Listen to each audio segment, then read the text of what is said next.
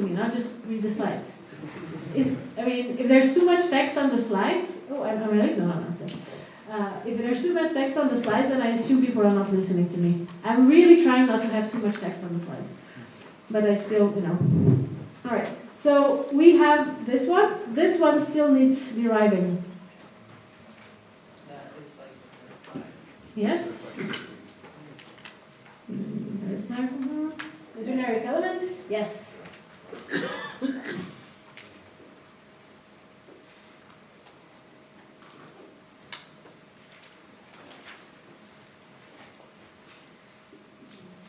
Now this is not really our hypothesis, is it? No. So that's why I'm telling you I was lying to you a little bit, right? When I said all of the rules in the previous slide are okay. What actually, we don't have that rule here written explicitly, but we are assuming that if we can have a judgmental equality, if we can make this judgment well-formed, then both left-hand side and right-hand side need to be well-formed types in gamma, okay? So this is a presupposition of this judgment, okay? So I will write something like presup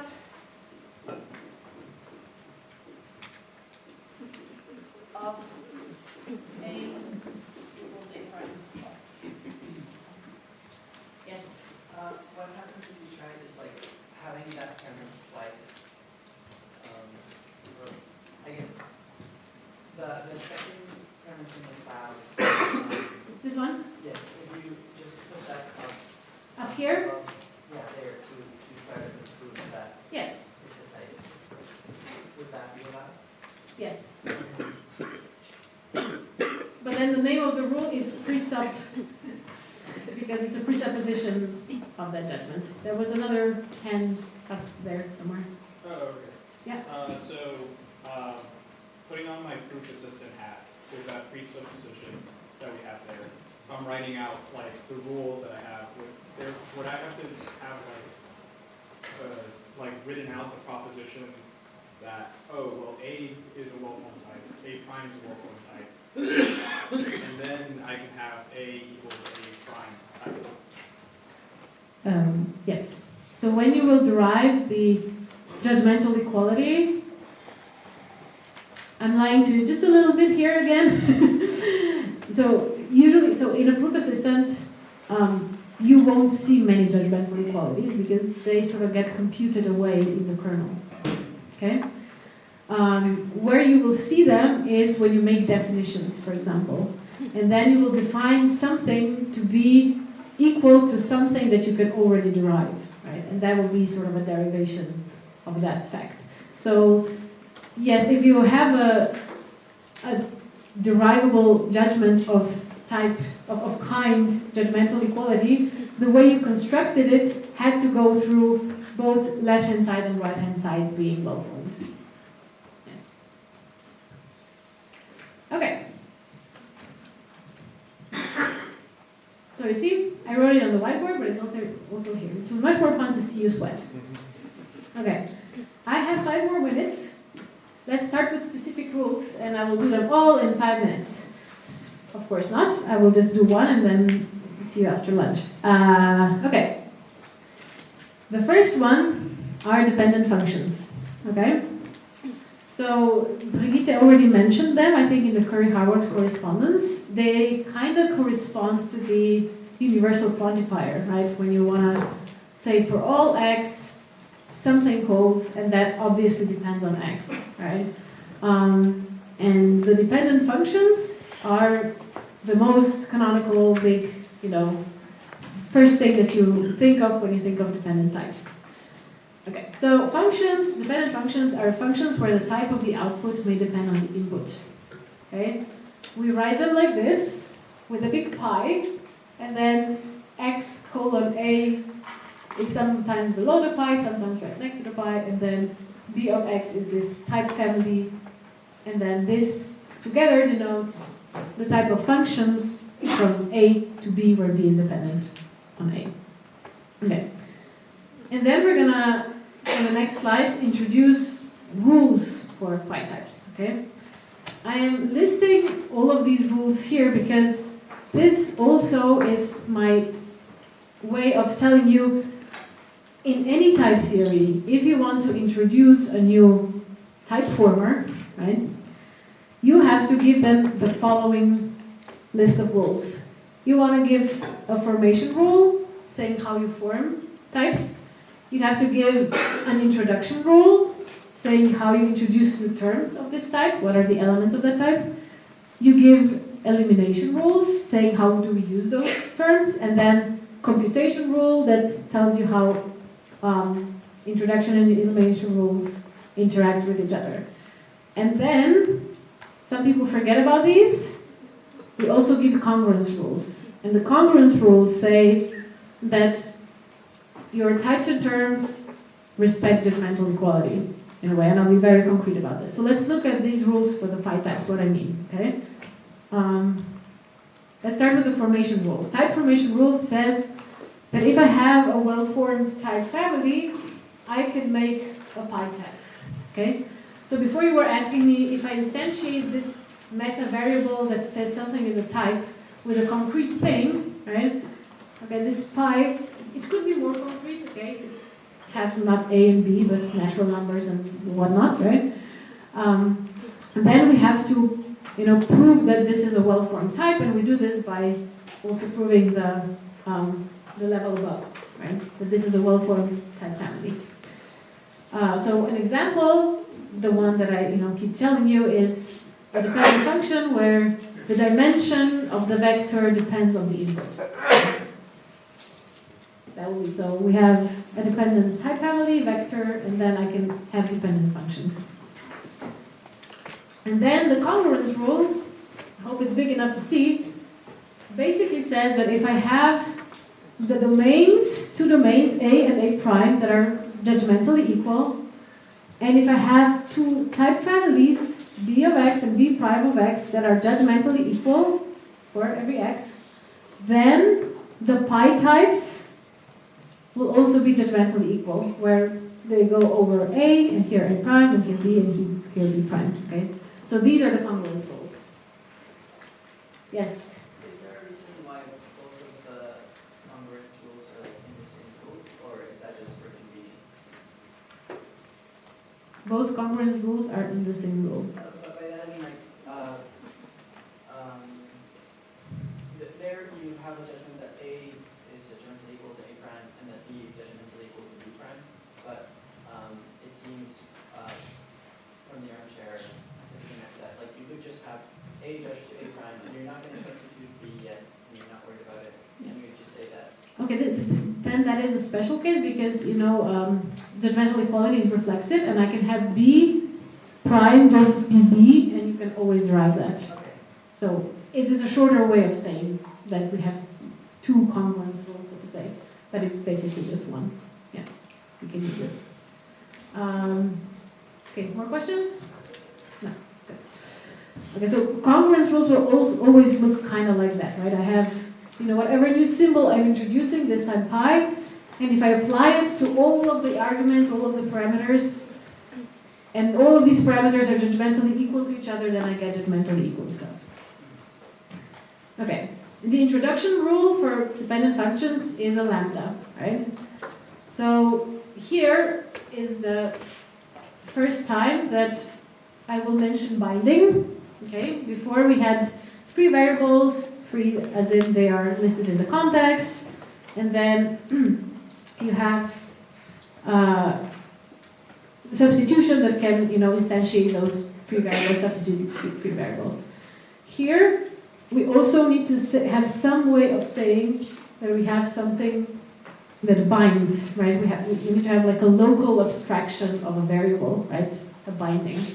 And this is also what you're allowed to do in type theory. So here I'm using this notation, which is, specific for, Markov type theory or like simple type lambda calculus or such things. If we're doing type theories meta-theoretically, we have to say that anything could abstract away. So the binding is really a structural thing rather than a specific thing for Markov type theory. The binding itself, not the lambda. The lambda is MLTT specific. Okay? So what we do is, okay, if I have a type, if I have a section, right, little b, so a dependent term, then I can sort of bind this x with lambda, and I will get a dependent function, right?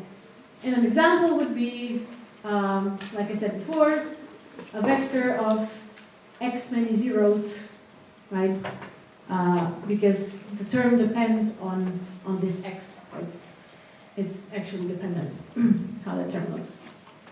Okay, and the congruence rule is again the same. So lambda is equal lambda to lambda if b and b prime are equal at every x.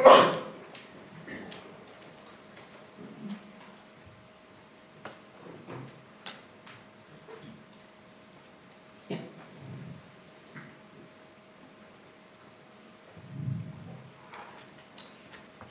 Elimination rules. Okay, so we had type formation, type introduction, and the elimination rules. And here, for dependent function, the elimination rule is the evaluation of a function, right? So I can say things like, if I have a dependent function, then I can, apply it, evaluate it, and I will end up in this, type. In this type family at x, but I have to move stuff to the context when I am doing this.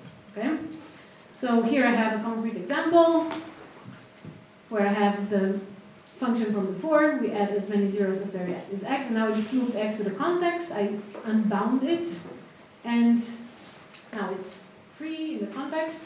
Now you're going to ask me, how the hell is this evaluation? You just moved the x to the other place, right? What we usually think of evaluation is when you apply it to stuff, when you substitute, you evaluate it at a point. Well, it is evaluation in combination with substitution, right? So if you pair it up with substitution, here I am substituting for the number 2, so successor of 2, successor of 0. And if I, substitute for this x the successor, I will get, just the 2 zeros, 0, 0, and it's vector of size 2. So I'm avoiding the numeral 2 at this point because I want to define natural numbers with 0 in the successor, and that's why I'm doing this. Yeah? So if you go back to the previous slide, Mm-hmm. so you're saying in the context of the dependent function, if you want to apply the introduction rule, that is basically applying the substitution rule in the elimination rule. What? The structural substitution, which is general automatic theory. So that introduction rule is the equivalent of applying substitution, but in the context. Are we talking about binding or evaluation? Binding. Binding, yes. Okay, I said that binding itself is sort of a structural thing, right? What I'm saying is that, okay, I'll be more specific. In the context of like meta-theoretic thing, lambda here is a new symbol. Okay, I'm introducing a new symbol, lambda. No, this lambda is a concrete thing. It's a symbol that exists in my Martin-Löf type theory. This will not get changed. Like if I want to say a lambda, if I want to introduce a function, a term, right? There's a function, it's going to be a lambda thing. So lambda, I'm not replacing.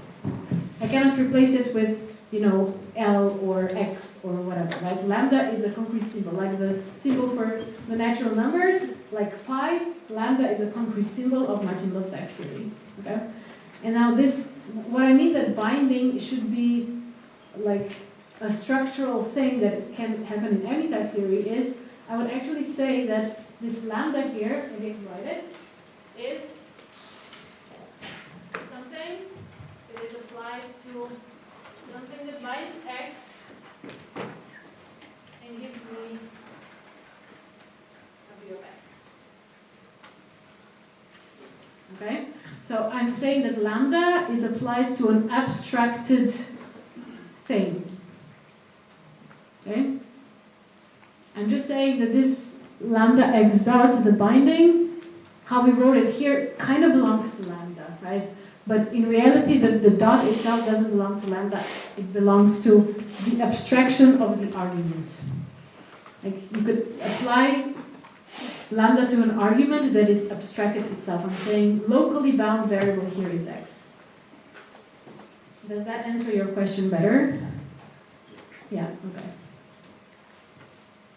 And then, you know, if I want to substitute for the local variables, right, that's another form of a substitution, right? I showed you the substitution for the so-called global variables in the context, but actually, you know, we could also substitute for the local variables, or we should unabstract them and then substitute them, and that would be the substitution for the abstracted local variables. Yes?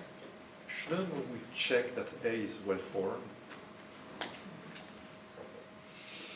Yes.